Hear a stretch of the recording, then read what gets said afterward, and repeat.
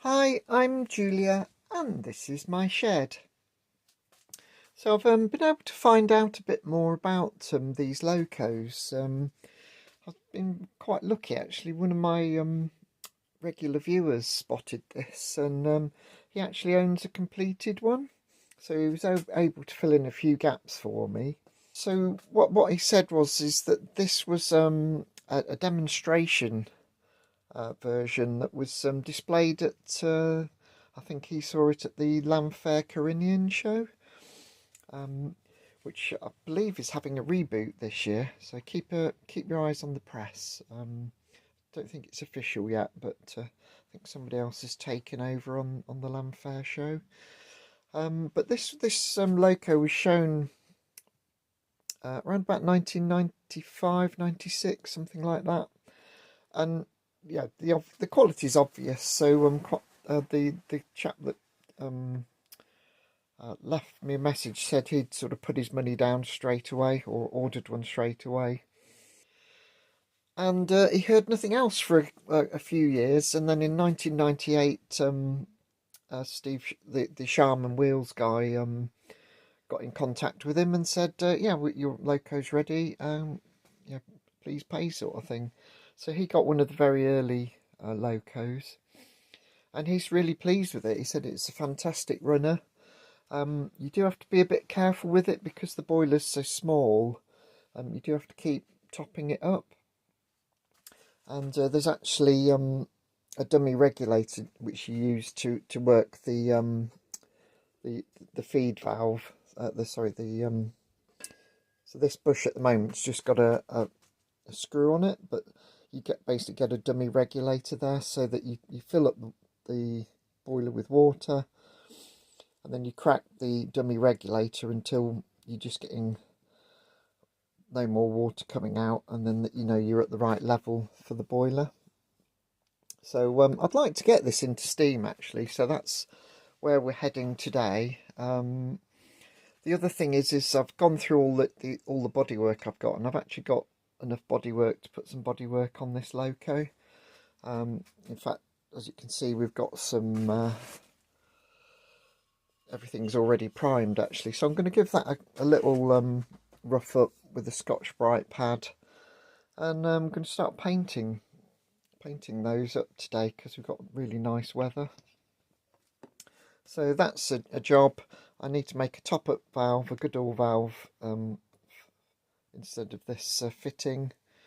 I possibly need to make a dummy regulator as well, so I'm not sure if I'll get it in steam this week, but I do want to make a start on painting all these nice parts. I've got a roof as well, just so that we can they can be drying in the nice sun that we've got at the moment. The other thing I found is that I'd got a lot of these plates with the W on, and well, actually I thought it was an M. I thought it was like, because this is like the Matchless logo, so I was thinking, oh, that's an M, but actually it's a W. So these were originally marketed under it's either Weston or Western engine name, but by the time the locos were actually delivered, they were just being sold under the Charmin Wheels name. So basically what I've done, so that I found out these plates. See, I've taken the one off the bottom of the smoke box here. So the prototype just had this plain plate, but all the production locos had this W, which sort of fits in there. So I've got lots of these, so I can retrofit the prototype with that. So that's a good, we're getting a bit closer to the production standard then with this one. The other thing I've noticed is the design of this was beefed up on the production locos. So there's quite a few little detailed changes between this prototype and what actually went into production. Okay, so so that's where we're going in the next episode or two. Is we're going to try and get this loco into steam so we can see it running around my track, which would be rather good fun. And obviously the other thing is we're going to do some painting, so I probably won't film myself painting because that's a bit boring, but I will show you the results. I'm going to be a bit controversial. All the other bodywork is black, but all my locos that I do myself, I quite like the deep bronze green. So this loco is going to be deep bronze green. So let me know what you think to that in the comments. Okay, so let's get cracking.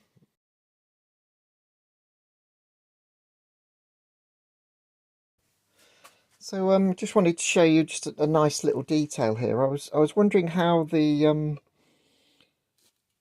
tank was actually adjusted, because I thought, oh, it's all fixed because it was a bit flippy floppy. So I don't know if you can see, there's we've actually got some studs built into the cab, and there's a corresponding hole in the tank, so that's what actually just sort of holds the tank in the correct position. So yeah, very nice. The other thing I'd like to show you is in amongst all the bits and bobs, we've got these this tooling, which is really wonderful. Actually, it's it basically it allows you to hold. I'll show you here. So if you, I can tell that this was last used on this tank. So what you can see is that that's the bolt is unscrewed, passed through, and then it holds the tank in place. So I've passed the screw through here, and then you just screw this into the screw like that, and then what that gives you is a way of holding the part, and then you can spray that all around. You've got access to all the bits you need. Very, very clever.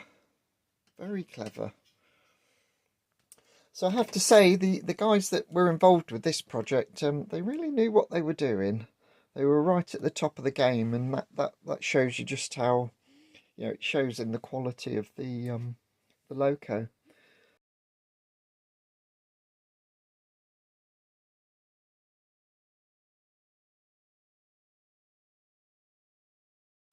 So this is how you sort of hang them up to dry. I've just made some hooks out of wire.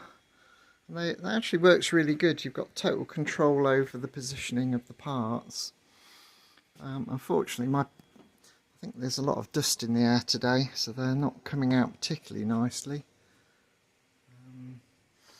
But I'll let them dry off and then try one more coat just to see if it evens out a bit. This is going to be the prototype one anyway, so it's never going to be as nice as the others. And I wouldn't claim that painting is my forte. Got some reasonable gloss on the ends of the tank that you can't see, but there you go.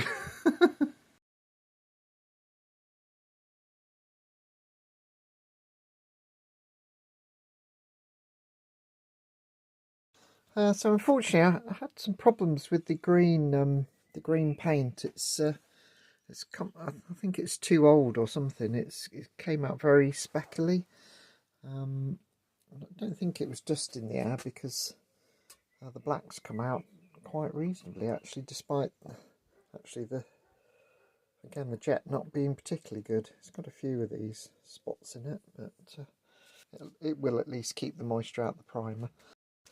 So I'd like to run this loco on steam before I start on the other ones, just to make sure I'm not sort of copying something that doesn't work. So I'm going to need a couple of things to do that, so I'm just going to pop that on for a second. Right, so that's the water filler cap. Quite a nice thing. I think it might be CNC'd actually, but it's a lovely thing. So let's take some of this bodywork off, and then I'll show you what's going on. So what we've got on this bush is a just a solid bung. You can see that. And what we need is one of these. So I'm just going to this is one I've prepared earlier. I don't know if that'll fit in actually. What this is it's called a goodall valve. Now I made this one and it wasn't very good. I don't know if you can see there. Probably not. There's a big hole and then it goes into a smaller hole, and the small hole goes all the way through but not completely through, so you see it's blocked off at this end. And then there's a cross hole underneath this heat shrink tubing, so it's like a banjo bolt. If you know what a banjo bolt is, it's very similar idea. And the idea basically is that you have a bit of silicone sleeving over the banjo bolt, so that when you've got steam pressure on the outside, it seals at those cross holes, so no steam can escape. So it's effectively a one-way valve. But if you get a squirty bottle with a tube on it and force water into this hole, it pushes the tube out the way, and you can put water into the boiler, and then as soon as you stop pumping water in, the pressure seals it tight again, and you don't lose any steam. So I made a couple of these. I can't remember what loco they were for actually. I thought, how hard can it be? Truth be told, not too bad actually. They're not too difficult to make, but you do need to use silicone rubber tube. It has to be silicone, and it has to be genuinely silicone and not Chinese silicone, which isn't silicone, because it has to be heat proof and it has to be flexible when it's hot.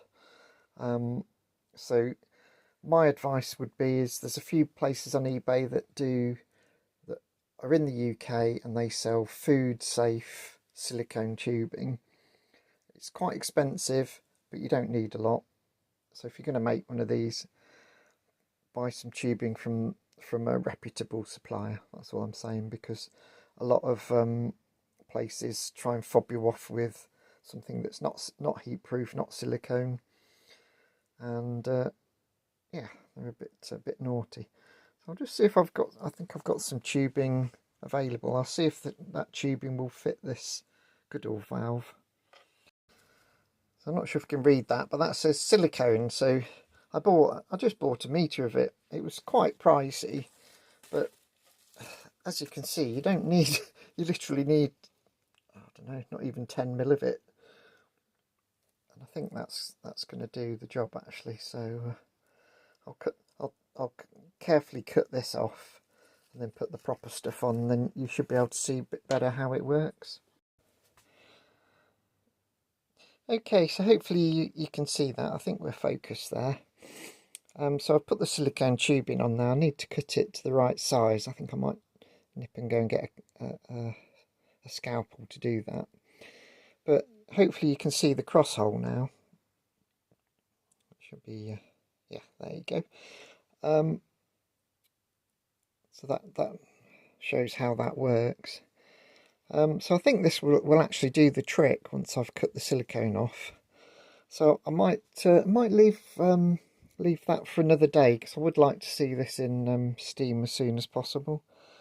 So I will make 3 of these and I'll show you how to make them. So if you're not already subscribed, might be worth hitting that subscribe button. Doesn't cost anything. And if you hit the bell as well, you'll get notifications when I do a new video. Let's get this installed, and the next thing I need to do is fill this. There's a rather obvious hole in the dome at the moment, so we need to sort that out next. But this has got a 1/4 40 thread, as has that bush. I I think the later designs of it's quite a tight fit, but that will go in. Might need to put a fibre washer under that. In later designs, this bush is 1/4 so they all match basically. It just makes life easy, doesn't it? So I need to make up a bush for this one. I think it's a 32. I think it's something like 3/16 32. Or maybe 3/8. 3/8 32. But I'll double check that, and I'll bring you back when we come and make this. Okay, so I've got some 5/8 hex bar there. It's quite a chunky piece, but I think it's quite rigid, this diameter.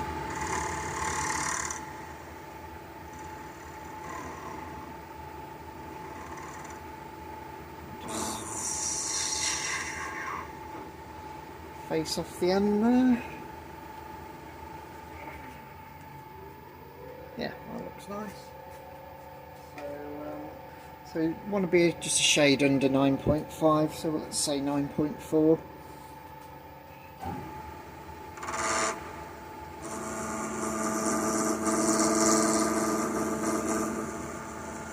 Going about 5. About 6 mil will do, I think.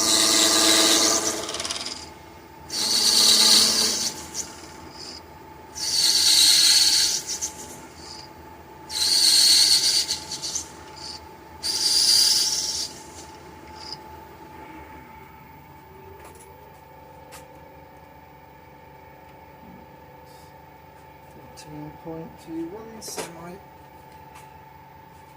that's about right.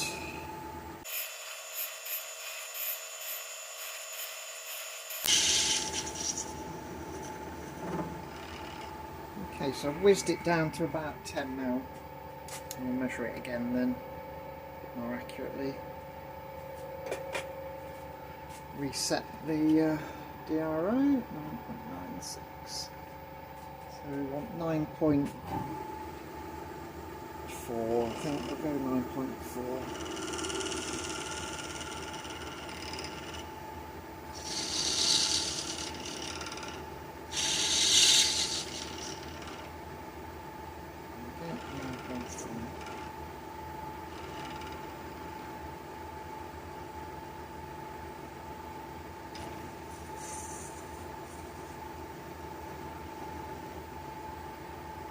Okay, that's that. So do a couple of chamfers and then we can do some actually I might do the undercut first. What do you think?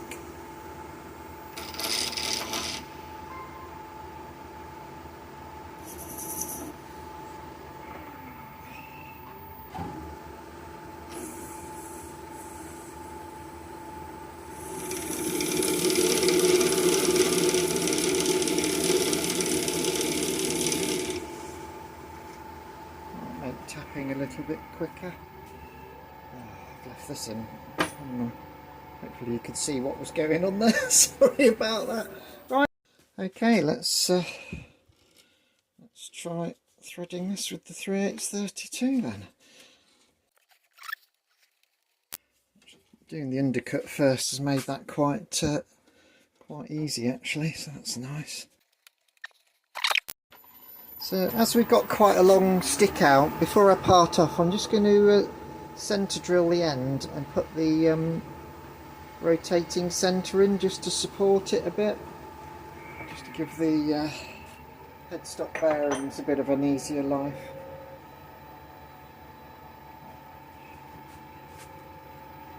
How much?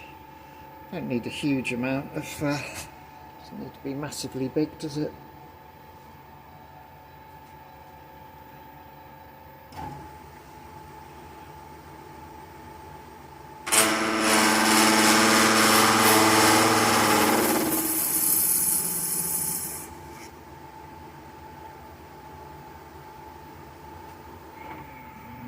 would like to do actually is give that a really nice chamfer.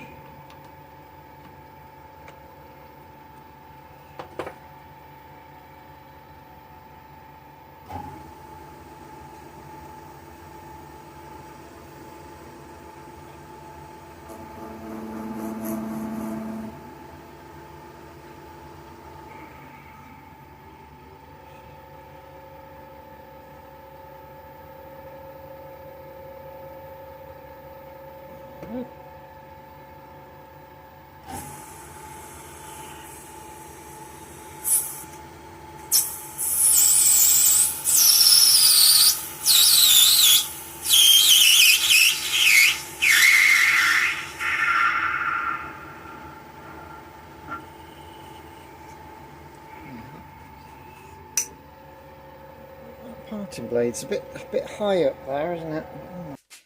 That's something else that needs adjusting, as always. But there we go. I'll just file that smooth. That'll do. That will do.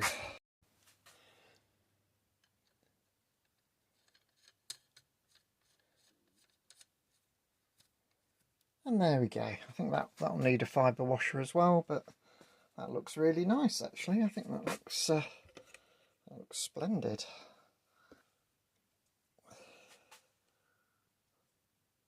Yeah, that's come out quite nicely.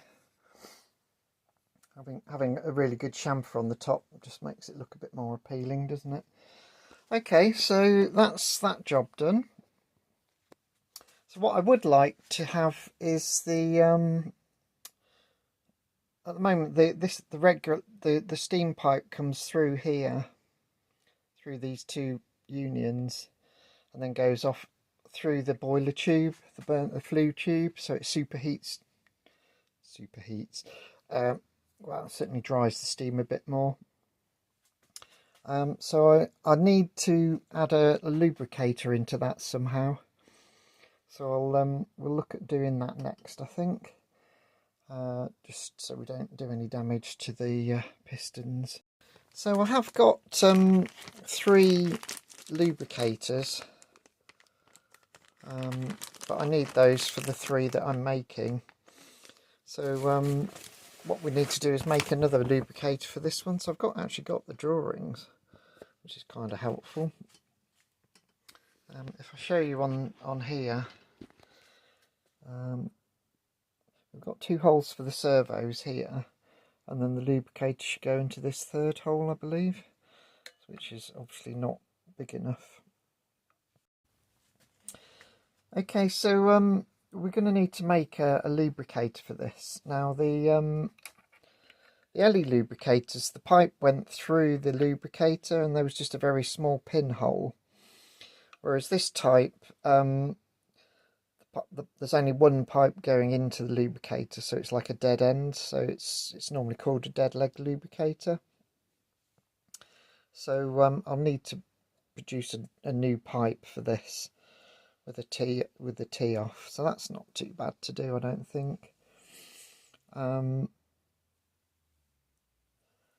hole that goes through the cab floor is not big enough, so I need to drill a hole that's big enough for this. Not sure if you can see, but this spigot is threaded, and there's a drain plug that goes into that, so it's all quite small. But as I say, I've got the drawings for these, so we'll make make a lubricator for this. I only need one. So one good thing about having parts that you can base your work off is I can use that to set a drill collar, so I can get that depth reasonably accurate to match the existing parts. Just a little tip there. Okay, so let's make a start on the body of the lubricator, shall we? I'll just clean the end up so it's nice and parallel. See, I'm using another drill collar.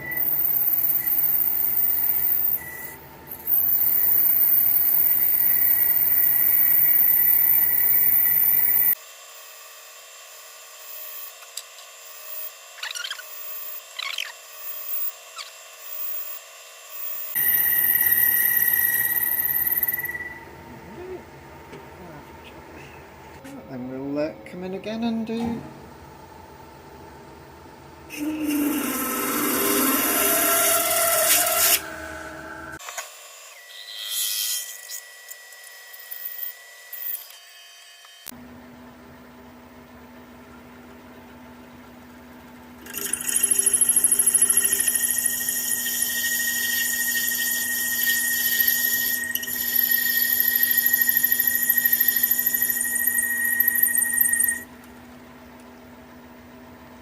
There we go.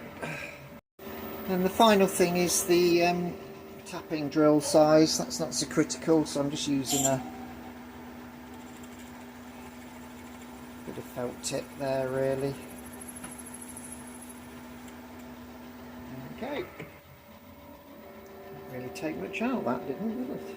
Okay, the last thing is to do thread 3/8 32.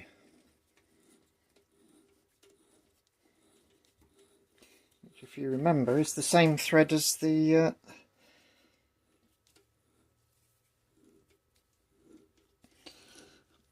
dome bush. Let's try number 2 tap, shall we?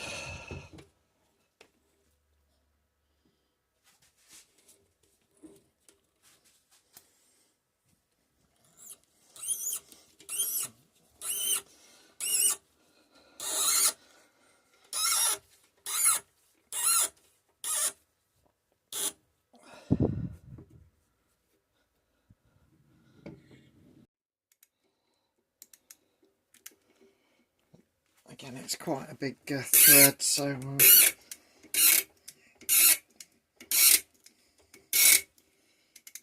might need to go in with the taper on it. Actually, that's quite hard.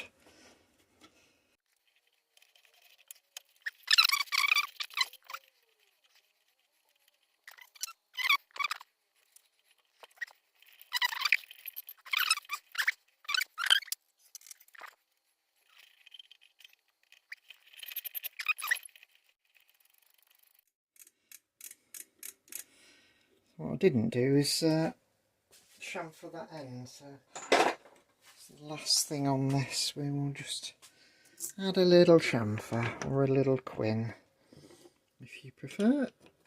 Shall we take the spindle lock off first? Otherwise the bolts will complain. Okay. Lovely jubbly, that's lovely.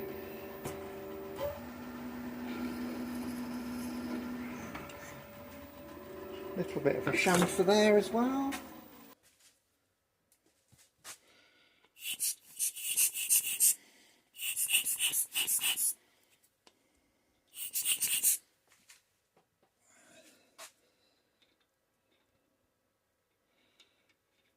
Yeah, there we go, lovely jubbly. Okay, so we've done the tapping now, so what we need to do next is just part it off to length. So we'll looks like we haven't quite got enough space there, so let's pull that out a little way. I think I've got plenty of this brass actually, so I'm probably going to make another one of these. Oops. Yeah, a bit slippery today.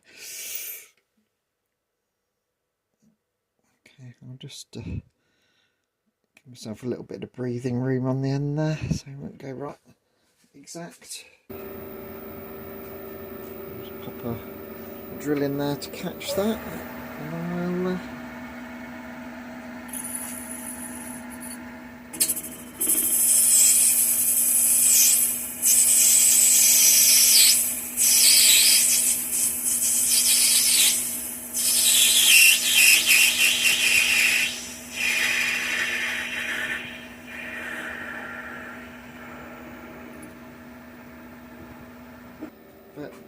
there we go, so that's one end done.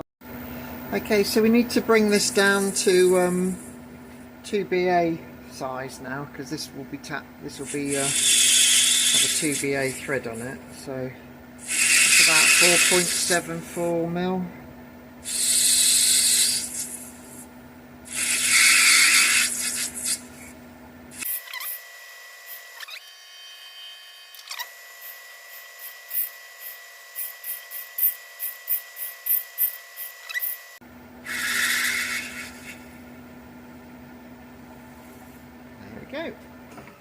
Right, let's get that chamfered and then we can thread that.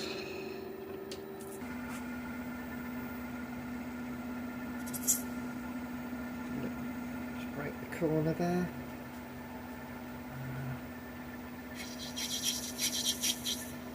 There we go. Just makes it easier for the die to get on. Right, I'll get the die set up and bring you back. Okay, so 2BA die in the die holder.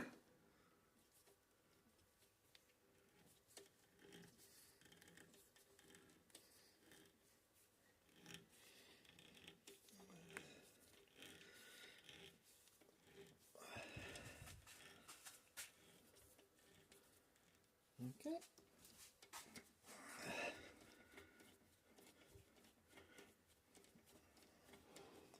There you go.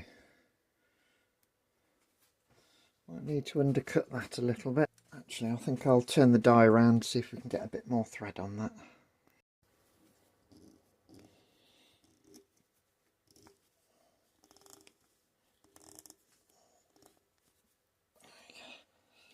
It's fine enough a thread just to do it with by hand, so I don't. Most of you probably know this, but if you look at a die, the side that's got the lettering on that identifies what sort of die it is. Don't get confused by the manufacturer's mark. This side has a slight lead in, so it's tapered on this side just to make it easy to start the thread. If you look on the back side, there's generally less of a lead in, so you can get, I don't know if you can see there, I've got nearly up to the shoulder. We've got threads now, so well, not quite, but we managed to get a couple more threads on using the back side of the die. So if you are threading up to a shoulder, that's a useful thing to know. Just get a couple more threads on, and that will probably do, because we've got the base plate and then we just need to get a nut on there, so I think we'll be okay now. Right, and so this spigot, although it looks very, very tiny, we do actually need to drill and tap the inside of this as well. So let's get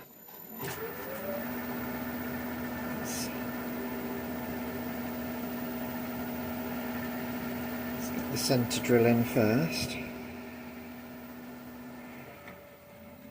and then I'll find out what size I need to drill and tap this.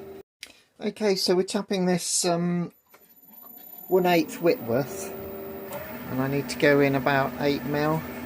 So I've set up the drill collar for that.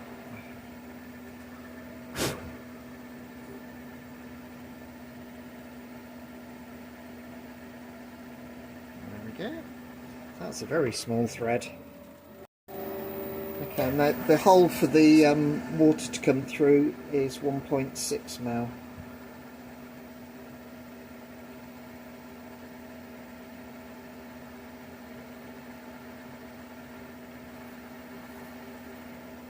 Just have to go nice and gentle on this.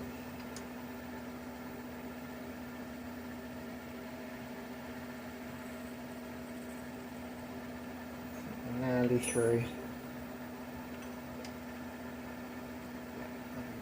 Nicely through. Okay.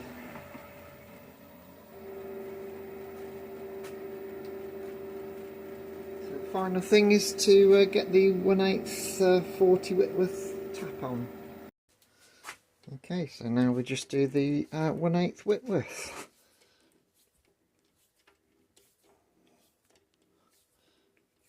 Just have to be fairly careful here, because it's quite a fragile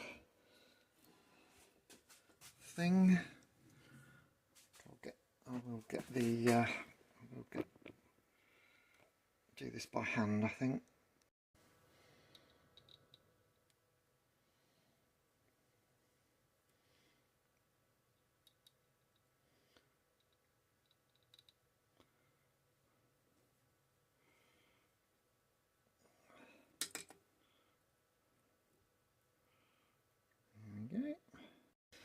Okay, so now I'm using the intermediate tap, so I can feel that's cutting a bit more.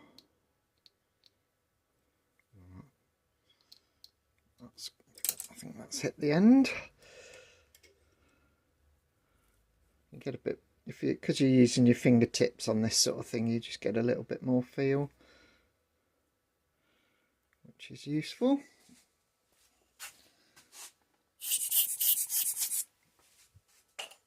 I'll just try the bottoming tap now.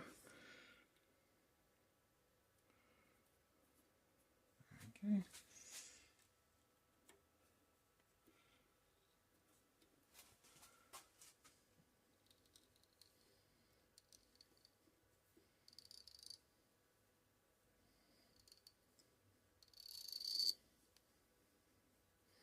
You can hear it squeaking, so it's starting to tighten up.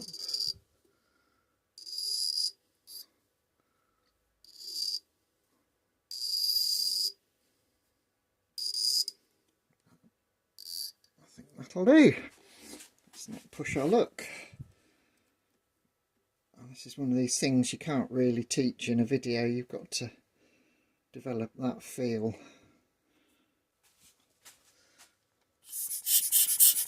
So obviously, as we've got some existing parts, I've got the mating part for this, so we can try that.